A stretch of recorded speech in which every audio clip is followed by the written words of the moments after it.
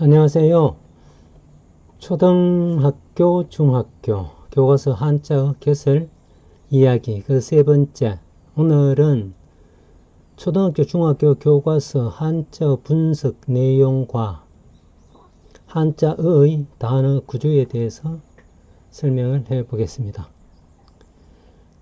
우리나라 국어 정책을 수립하고 시행하는 국립국어원이 마침내 초등학교와 중학교의 교과서에 사용된 한자어에 대하여 분석 연구를 수행하고 그 결과물을 공개하였습니다.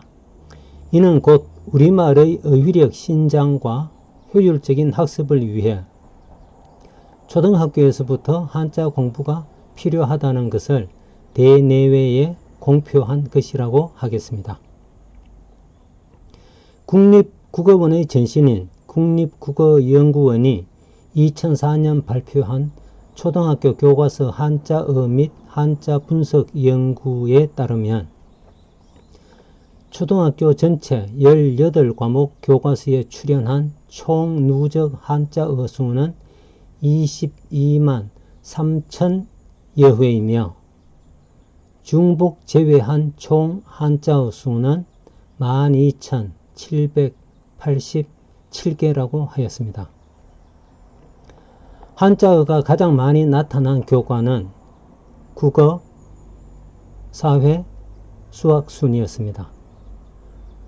한자어 가운데서도 빈도 순위가 가장 높은 것은 2975회 출연한 친구라고 하는 단어였으며 수, 개, 내용, 방법, 대하여 할 때 대, 생활, 위하여 할 때의 위, 활동, 모양 등이 2위부터 10위를 이었습니다.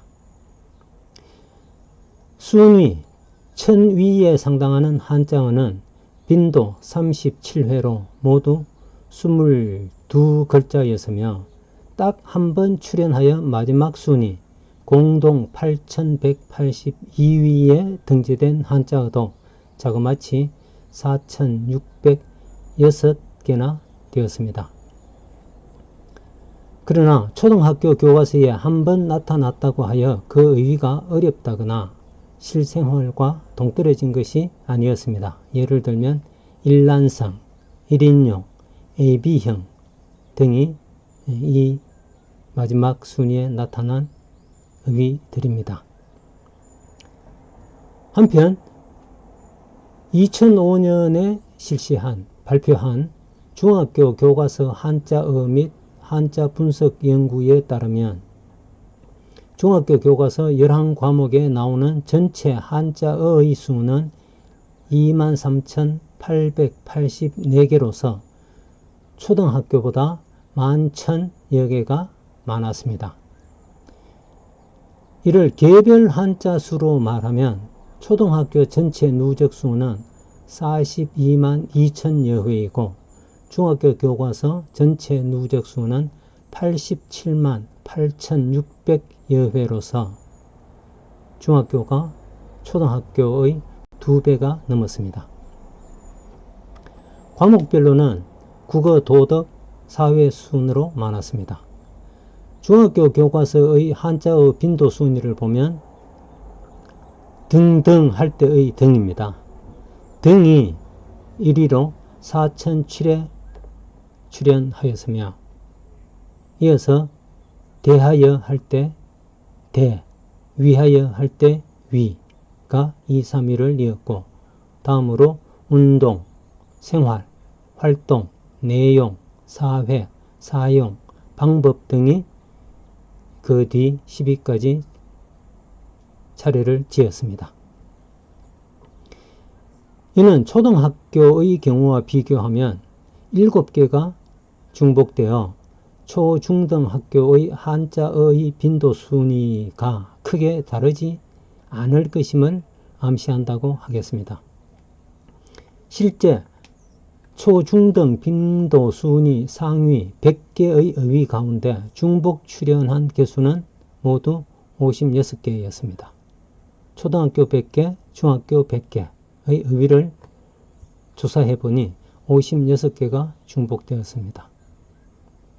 이 또한 초등학교의 빈도 순위가 높은 한자어는 중학교 교과서에서도 여전히 높은 순위를 차지할 가능성이 높음을 의미하며, 이들 고빈도 한자어는 모두 학교 공부에 기묘하게 사용되는 한자어일 가능성이 높은 만큼 보다 적극적으로 공부할 필요성이 있음을 시사한다고 하겠습니다. 이에 본 채널에서는 우리 학생들과 외국인 한국어 학습자들의 어휘력 향상에 도움을 주고자 초등학교 교과서 빈도순위 한자어에 대하여 간략하고도 전문적인 풀이를 진행하고자 합니다. 한자어 풀이는 초등학교 교과서 한자어를 빈도순위에 따라 먼저 한글을 쓰고 가로 속에 한자를 써서 표제 형태로 제시를 하고, 이 표제 한자어를 간명하고 쉽게 이해할 수 있도록 설명해 보려고 합니다. 이를 위해 1차적으로 표제 한자어를 구성하는 개별 한자의 훈음, 곧 뜻과 음을 제시하고, 이를 바탕으로 그 뜻을 풀이하며, 이어 표준국어 대사전의 어휘풀이를 제시하여 두 가지 해석을 비교해 봄으로써 해당 한자의 의미를 보다 심도 있게 살펴볼 수 있도록 하겠습니다. 그 다음으로 설명란을 두어 표제 단어의 구조나 특이사항을 설명하고, 아울러 개별 한자에 대해서도 간략하게 설명을 곁들여 표제 한자를 보다 구체적으로 이해할 수 있게 해보겠습니다. 또한 활용란을 두어 표제 한자어를 이루고 있는 개별 한자가 사용된 다른 한자어를 제시하여 개별 한자의 활용 사례를 살펴봄으로써 개별 한자의 쓰임을 폭넓게 익힐 수 있도록 하겠습니다. 그리고 마지막 부분에 순위와 중앙란을 두어 각각 표제 한자어를 이루는 개별 한자의 초등학교 교과서 전체 빈도 순위와 해당 표제 한자의 중학교 교과서 빈도 순위를 제시하여 그 중요도와 순위를 함께 비교해 보도록 하겠습니다. 이렇게 함으로써 학습자들이 한자어에 대하여 보다 깊은 관심과 많은 흥미를 가질 수 있도록 하려고 합니다. 이 채널을 통하여 우리 학생들이 한자 공부에 더욱 많은 재미를 느껴보기를 기대합니다. 설명 마지막으로 한자어의 단어 구조 설명과 관련한 몇 가지 용어를 설명드리고 마무리하도록 하겠습니다. 한자어는 고유어, 즉 순우리말과 마찬가지로 한 가지 개념으로 이루어진 단순어와 둘 또는 그 이상의 개념으로 이루어진 합성어로 구분되는데, 합성어는 다시 그 내부 관계에 따라 다음과 같이 6경우로 구분할 수 있겠습니다. 첫 번째, 연합관계입니다. 연합식이라고 해도 괜찮습니다.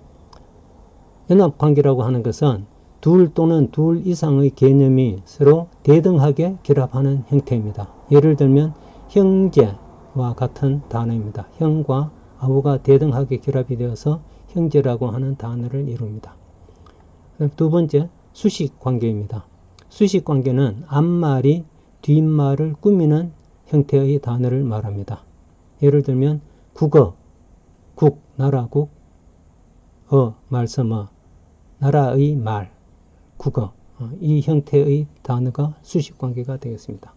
세 번째는 주술관계입니다. 앞말이 주어가 되고 뒷말이 수어가 되는 형태를 말합니다.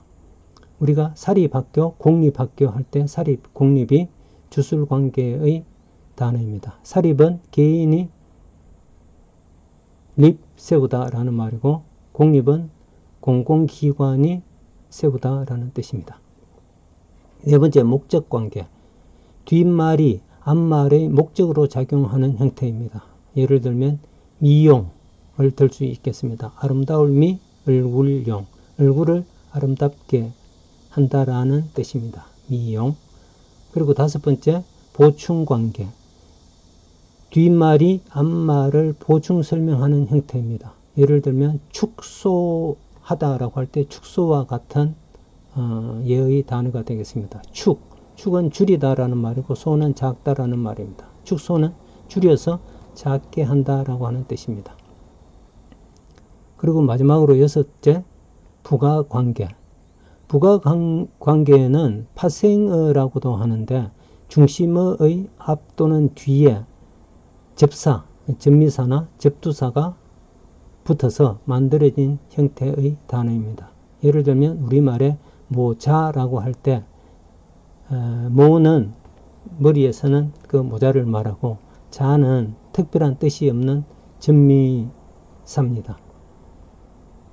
덧붙어서 모자라고 하는 단어를 이루었습니다.